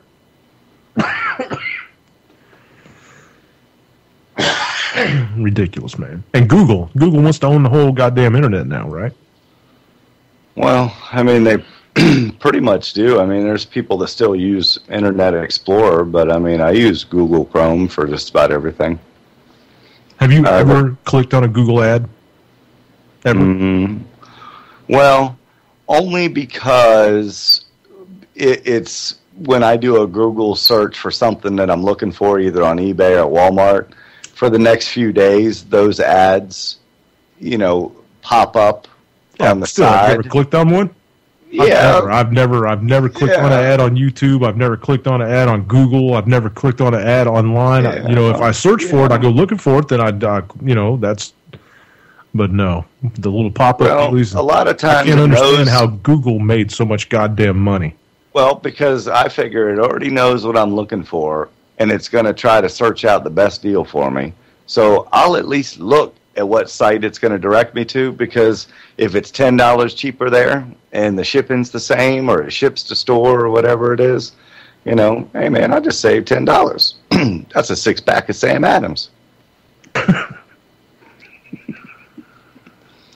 He said you should start buying more bug spray and less Sam Adams. Just throwing it out there. Yeah. Well, I actually prefer my local brewery. I'll give them a shout out, St. George local brewery. They make fresh beer right there, and you buy it. You take your growler in there, and for $8 you get it filled up. It's about 4.5, 5 beers. Wow, Jules would love that. Oh, it's great. I mean, awesome. Every lagers and ales and IPAs and. I think should get into it. She's into the craft brew stuff, man. You guys probably have a good conversation over that stuff. Oh yeah, man. I'm all about microbreweries. That's the only. If I can't go there, I'll get Sam Adams, because they're still a microbrewery by definition. But I'm all about the craft beers, man. Shoo, yeah. You can't smoke all that meat and not drink beer and smoke a pipe. So true. True. Speaking of which, I got that next Friday or Saturday and Monday. I'll be cooking about 6-10 butts and about 60 pieces of chicken. You see that, man? I loaded up the YouTube page, and when I clicked back over to Boiler Room Radio, to the UCY page for the chat room, it had to reload. That's ate up, man. I don't know. It's ate up. YouTube's screwing up everything. But anyway, I did get it to open up, and I got to Lee Camp stuff. And he's got a couple things. He's got this one guy on his show, Redacted Tonight, on RT, that's pretty goddamn funny. He is. Honestly, this cat's pretty funny. The long-haired dude with the glasses. Okay, so we're going to drop a 1-minute clip of him in here. This is the most honest advertisement you'll ever see. Are you tired of thinking for yourself? Tired of charting your own course through life? Free will got you down? Then you need advertising. Advertising will slowly drain you of your independence, eroding your self-worth like waves over a sandcastle. Every day, the average person takes in between 1,000 and 3,000 advertisements and brand names. Seems high, right? That's because it is. All these ads let you know that you're fat, uncool, unhappy, underdressed, and just a general loser. Luckily, advertising will supply you with solutions to all your problems. Solutions that will actually just keep you docile, malleable, and mindlessly obsessed with consumption in every sense of the word. Well, except the old-timey sense when it meant tuberculosis. That would be weird. So try advertising today. You don't have much of a choice. The laughter in the background could have been a little less, but pretty fun. Pretty truthful, too. You got to give that to him. I got one for you. All right, go for it. Here's the problem with America. 7 minutes to fill. With America.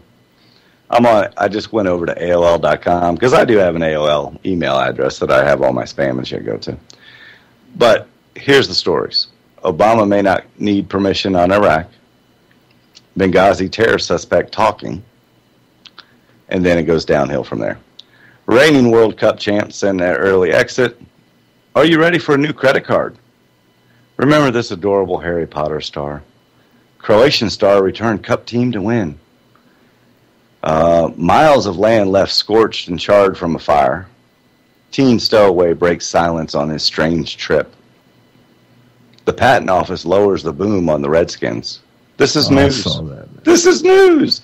However, I'll talk about that for a second because I'm a diehard Washington Redskins fan.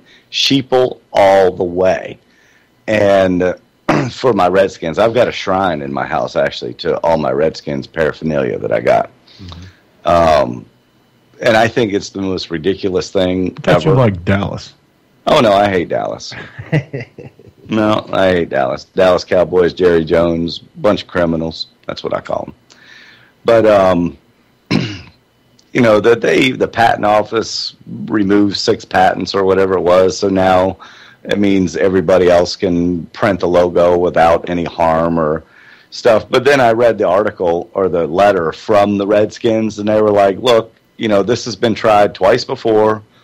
Overturned both times when the judges said, no, you've overstepped your bounds, you can't do that, because you cannot prove that when the patent was set that it was disparaging to a large population or a large group of the population. So it's total crap. But it is. That they even made this news, that's just keeping you focused on something else, just mindless, not mind-numbing crap. Listen to what Jules said, though. Save that shit for 10 years. eBay will love it because eventually they're going to lose that logo. The government's going to get their way. The politically correct shitheads out there are going to get their way. They're going to take that Indian head away from them. All the college teams had to give up all their bullshit. Oh, yeah. I know what you mean. When I was in my heyday of mortgage business, making the 6 figures at the time, I was on an eBay spending spree, and I got some kick-ass Redskins paraphernalia from the, 50, 60, 70, 80, 90. I got some classic stuff. If you get offended about something, if you get offended by something that's that simple, how does it feel to be so weak that an emotion can defeat you? Oh, yeah, isn't it? That's just ridiculous, man. Take your opinion and shove it up your ass. That offends me. That Indian head offends me. We went through the same thing in Illinois with Chief Alanowick. You know, he'd been at the University of Illinois forever. Cheered, man, when he'd come running across the field and shit. When the band was playing, he'd do his little splits in the middle, and oh, man, everybody just on their feet cheering. And they took him away. Keep in mind that, you know, Chicago, Obama's hometown, have the Chicago Blackhawks. You know, I don't see any movement to get rid of that one. No. Or the Atlanta Braves, or, you know, I think they did get rid of the Tomahawk. I can't remember. All the people in the stands used to do that. Well, they still do it. Oh, yeah, they still do it. Just so stupid. The politically correct shit's just ruined this country. It's ruined it. It's ruined it. It has, because everybody a big pussy. It doesn't happen as much in Europe. You know, when you go around, I mean, there's, you know, political correctness doesn't exist on the level that it does here about offending them, even though a lot of them are getting scared of Muslims, so, in Europe.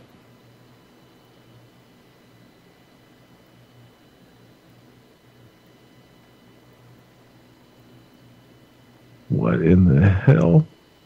I'm sorry, man. I'm reading the chat room. I really shouldn't do that during my show, but Captain Gringo just had a long one talking about his finger getting ripped off. I was like, ay. I think it was just a story, so I'm hoping. Whew. I did that one time, you know, on a lawnmower where it says keep hands and feet away. I reached in there to pull out some clogged wet grass and nipped the end of my finger off with the lawnmower. No shit. Yeah. When I was 16. Yeah, I wasn't a common sense teenager sometimes. Lawnmower story. I got a lawnmower story. Didn't happen to me. Happened to the neighbor across the street. His kid, actually. I'm not going to give no names anyway. He was out back mowing his yard, push mower, and they had this one tree that had these roots that stuck up through the ground. You know, you've seen them. Everybody's seen them. Oh, yeah. Sometimes they get big knots on them and whatever. Anyway, he catches a blade on one of these knots and didn't think nothing about it. You know, it did the and then he just kept pushing. You know, he pushed a little harder and got off of it and kept going. But the mower didn't sound right. You know, it started speeding up. You could hear the engine RPMs rising. And all of a sudden that blade took off across the yard. Phew! Come out from underneath that mower. Mm-hmm. And if Mark hadn't jumped when he did, it would have took his foot clean off, man, because it went about 3 yards over and stuck in a tree. Yep. And, yeah, everybody was like, because then the engine went, you know, full tilt and locked up. And his dad come running outside. I was like, what the hell happened? I don't know, Dad. Yeah, he said, the blade's over there. He pointed over that tree, man. That blade was stuck out of it like a little tongue sticking out of the bottom of the tree, you know, thwing. Man, that was wild. I was sitting on their front porch when it happened. It's like, whew, that was amazing. Yeah. That's crazy. Yep.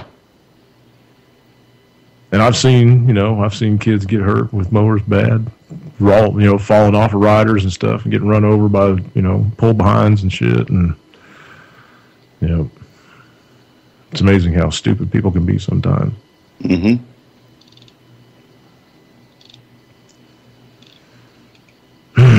We got 20 minutes left, man. Should I jump over here and hit another lead camp or no? No. You got something else? You got something else on there? No. I mean, the gun control thing's bothering me. You know, pissing me off. And all the people that are for, you know, just laying down. Like the women, Democrat women that were voting for sensible gun control. I mean, the problem is you can't have a sensible conversation with unsensible people. No, not ever. Do you really think? I mean, do you honestly think that they're going to try to come around and get them? Do you see that honestly happening? I mean, I firmly believe that, I mean, the New World Order, every president's warned us about it, talked about it, the UN is here, et cetera, et cetera.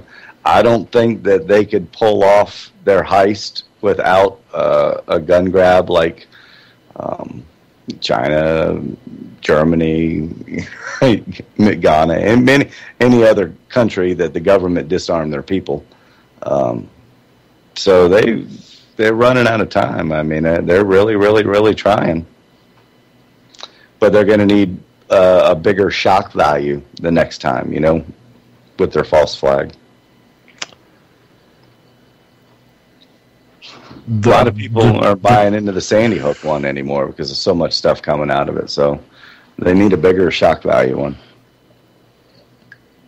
The day they try it, though, I mean, the day they go into the cities, because that's where they're going to start first. They're going to go into the big cities and start going house to house and, rounding them up. Nah, they'll try legislatively for a few more times. Try to get people to turn them in? Yeah, I mean, legislatively. But they to get that kind of action, they would need more of a false flag of people using assault weapons. I mean, the public's not at that, the sheeple level of the public, all of them aren't at that die-hard level yet where, this is crazy, how much more can we take without gun control? Take all of them away. But you want to start a conversation on Facebook, post something about gun control. You'll get both sides of it commenting on you real quick. Well, I've tried to limit my friendship to people that think similarly to me on Facebook, because I've been off for a while. I completely got off of it for more than 6 months. And I know. But that's the account that I have 25 people on. Mm-hmm. So I have a diverse group of, they're all Mafia War people at one time that played Mafia Wars. So a bunch of them are sheeple and asleep, and it's just funny listening to the comments sometimes. What do you hear most often? Sad.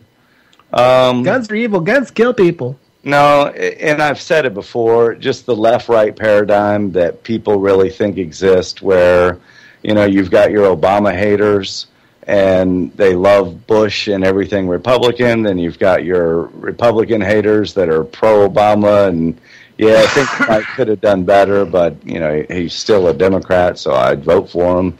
I'd even vote for the elephant if it ran because I'm stupid. So, I mean, that's what I see people out there. The majority of the people are just asleep to that knowledge of until you get rid of the left-right party, nothing's ever going to change. That's our problem.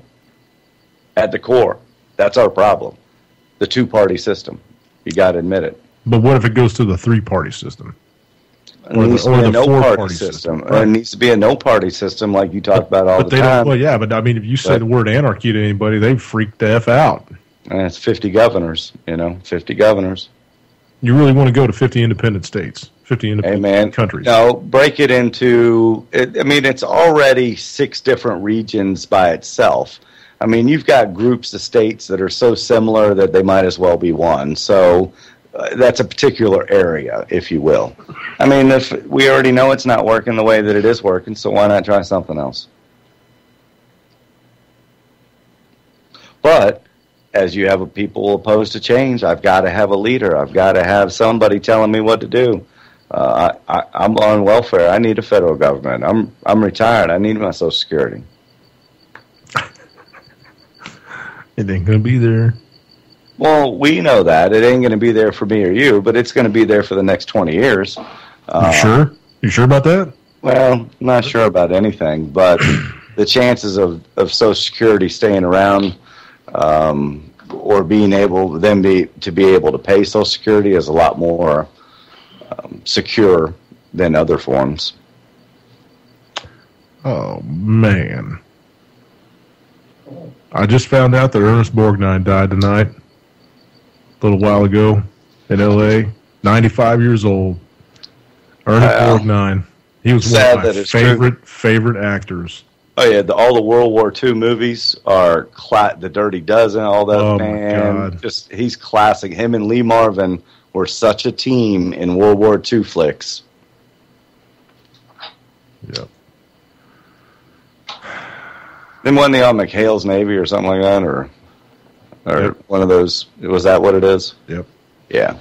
A little bit before my time. I had to catch the reruns on that. I know you probably watched first runs on that. If I'm not mistaken, you just brought up the name Lee Marvin.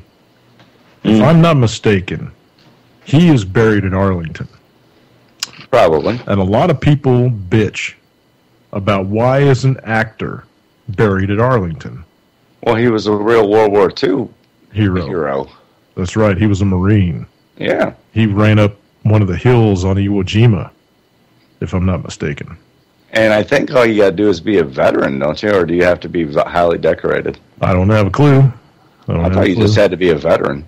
Yeah. But yeah, Lee Marvin, I mean, not only being one of the best actors in Hollywood, but yeah, he was a hero. He was an actual World War II vet, United States Marine, decorated. That was a pretty good segue. Like that. You know what's really fake death notices all the time. I see all these fake death notices, so I got to take, all of them with a grain of salt until I hear it on. Actually, I got to rely on mainstream media for a true celebrity death nowadays. Yeah, true. Sometimes. I mean, there is stuff that I rely on mainstream media for, and it's mostly to check the weather every day. That's about it. Yeah.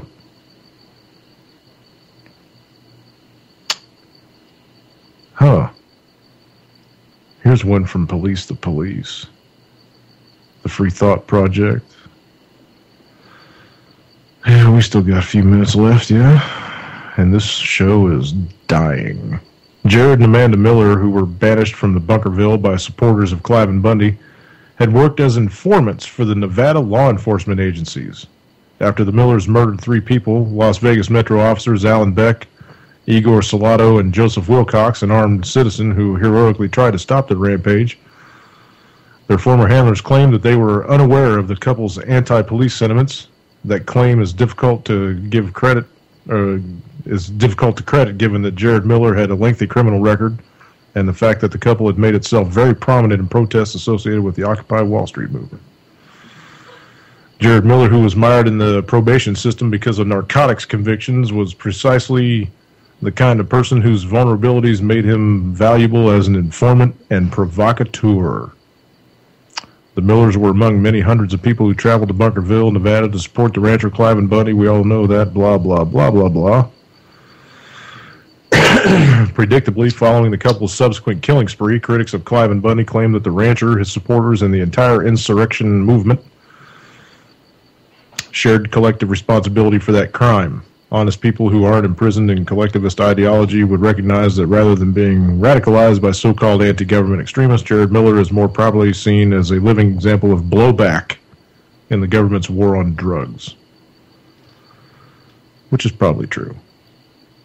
Just a little different take on the whole Jared Miller and Amanda Miller thing. I think there were a couple of dumbasses, personally, that let their, I don't know, hatred take over, I guess. They said that they wanted to kick it off, right? I mean, isn't that one of the things they said when they started popping the cops? Mm-hmm.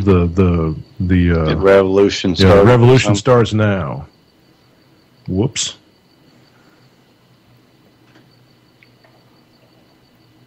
They got a picture of him on this article, or they did on the Facebook thingy, of him in his little Joker mask, wearing the Joker paint,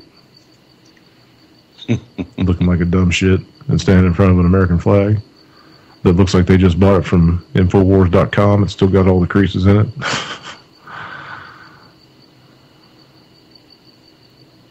But I don't know. That, we were talking about the whole gun grab thing. That's just, that's all part of the... All it's done is increase sales across the board. That's what Obama's done. Since I will say this, that the ammunition shortage that was so prevalent seems to have been lifted at a lot of places, because I'm not seeing as empty shelves in Bass Pro. Walmart isn't out every day of bullets, or they've never been out of shotgun shells. But I just haven't seen the empty, out of stock things like I have in the past. So I think it's more to do with people don't have any freaking money anymore. Or the ones that stockpile, the ones that were waiting there every day got enough that they want to stockpile, I guess. Right. Because we've said it before that, I can't remember the stat, but the average family doesn't have enough to eat for 3 days if they couldn't go to the store or something like that. So, right. Just like I say, every day, go stock up on $10, $20 worth of canned goods, put them in a big 30-gallon Rubbermaid container, or cans just put on the shelves, but shove them in the bottom of a closet somewhere. Mm-hmm. Yep. You get a rain barrel this weekend. Yeah, that's a good idea. Start collecting some water at your house just for the hell of it. If drought comes around this summer, you still have something to water the plants with, if nothing else. I mean, we water, or my parents, they live out there in Seaford right on the water, but we water out of the rain barrels every day until they're empty, and then use the city water after that. Yeah. Oh, I had a quick question for you. Uh-oh. If you wanted to get fluoride out of the water, like out of your shower water and stuff like that, what's the best way to do that? They make shower filters that you can actually, I don't know about fluoride. I don't know about taking fluoride out of them. Well, that's the only thing I want out of them. You can just type that into Google, man. Fluoride shower filter. Or I guess the number one way would be to get on well water, wouldn't it? Yeah, if you can. But sometimes cities won't let you drive a well. It depends on where you are in the city. Mm. Depends on what kind of ordinances that they've got as to whether or not they'll let you drive a well. That's funny. I don't think there's any place around here that won't let you drive a well. Well, you're right so close to the water, but we don't have to go down but 30 feet, and you're at a good water level. Is it going to be briny? Are you close enough to the ocean where it's going to be briny? No, there's enough rural areas here that that their sole source of water is a well and a septic. So there's plenty of places around here that are on well and septic. You got to drive 10, 20, 30 minutes to get to them, but up in the hills. A little farther. We don't have that many hills, but yeah, away from the water. Away from the water. But I've been wanting to do that, and I didn't know if there was can you get one that comes out of the shower, or do you have to get a whole house filter? Or no, they've got add-on filters for the shower. I know they got ones. I know for a fact they got ones that remove all the heavy metals and stuff like that. But as far as fluoride is really, really tiny. The atoms that make up fluoride are really super tiny. The molecular structure. Osmosis, though, I think kills it, doesn't it? I don't think reverse osmosis. Yeah, but it takes out everything. It takes out all the good stuff, all the iron, and all the nutrients and stuff that you need. So you got to add that back in. Right. Yeah, I got you. But I don't want to be bathing and showering and drinking much fluoride. I don't drink tap water. I try not to. But right. And you can soak it through your skin. Yeah, you do. Showers and baths are the number one ways it gets into your system. Yep. That and the fact that, the beer that you drink is made with fluoride water too, brother. Well, and that's, because they use tap water and everything else, but the reason I do the microbreweries is because you can ask them whether or not their barley and hops and stuff like that are GMO, where every commercial beer brewery, Budweiser, Miller, Coors, all of them use GMO. So, that's injecting straight GMOs into your body by drinking big brewery beer. Yep. That's why I do the microbreweries, because, they don't use GMOs, at least certain brands of their beer. It's advertised.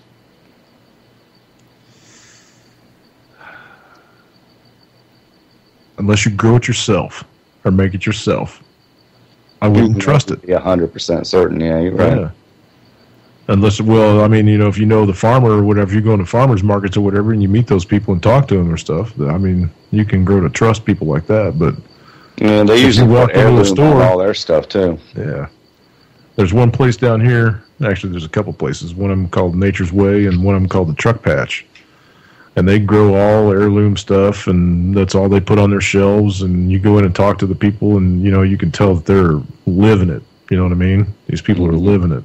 Mm-hmm. So, and there's a couple of meat places that I found locally too that buy nothing but local butchered beef, and it's all grass fed, and they make sure that it's not doesn't have any enzyme or any injections or whatever, no steroid shots or antibiotics, or 85% of the meat that you pull off the market shelf at any kind of grocery store contains Cipro. You people know that Cipro is, it's going to be the next antibiotic to go on the shit list. Non-effective. Right. I've said it just before. Use it and use it and use it and use it and use it. Everybody uses it. Everybody. They do. Yeah.